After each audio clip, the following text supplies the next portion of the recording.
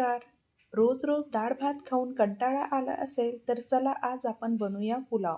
पुलाव बनवण्यासाठी मी अगदी मोजक्याच भाज्यांचा उपयोग केला आहे. सर्वात आधी मी कुकरमध्ये सरसोचे तेल गरम करून घेतले. त्यामध्ये मी जिरे, मोहरी ॲड केली आणि लगेच 2 सुक्या मिरच्या त्यामध्ये मी ॲड केल्या. तेलामध्ये जिरे, मोहरी, लाल सुकी मिरची छान भाजून झाल्यानंतर त्यामध्ये मी चिरलेला कांदा ॲड केला. कांद्याला छान मी ब्राऊन कलर येईपर्यंत भाजून घेतले.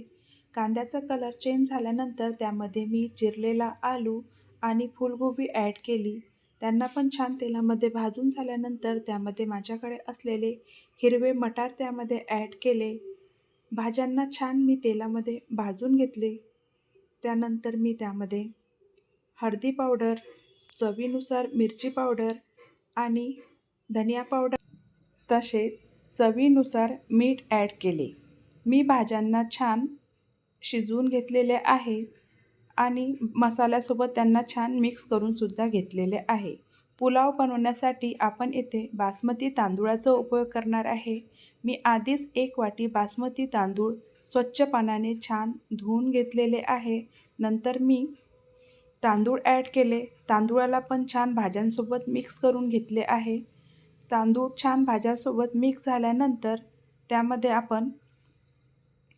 आपल्याला जर खूप मोकळा पुलाव हवा असेल तर आपण पाण्याचे प्रमाण कमी वापरू. जर आपल्याला मध्यम हवा असेल तर पाण्याचे प्रमाण थोडे जास्त वापरू.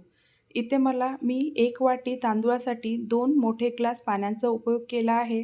कारण मला आधीच या तांदूळाचा अंदाज आहे की याला पाणी किती लागतं, किती नाही. तुम्हीही पाण्याचा उपयोग तुमच्या हिशोबाने करू शकता. पाण्याला छान उकळी आल्यानंतर आपल्याला पाण्याचा अंदाज समजू शकतो. या प्रोसेसवर आपण थोडे पाणी ॲड करू शकतो. त्यानंतर मी कुकरला 2 मोठी शिट्टी आणि 4-5 मिनिट स्लो गॅसवर पुलाव शिजवून घेतलेला आहे. माझा पुलाव छान मोकळा बनलेला आहे. त्यानंतर मी त्यामध्ये आधीच चिरून ठेवलेला टोमॅटो ॲड केला. तसेच त्यासोबत कोथिंबीरसुद्धा ॲड केली. माझा पुलाव इथे परफेक्ट मोकळा छान बनलेला आहे. पुलाव कसा बनला तुम्हीसुद्धा तुमच्या घरी ट्राय करा आणि पुलाव कसा बनला हे मला नक्की सांगा. पुलाव आपण कढीसोबत किंवा तसाही खाऊ शकतो. धन्यवाद.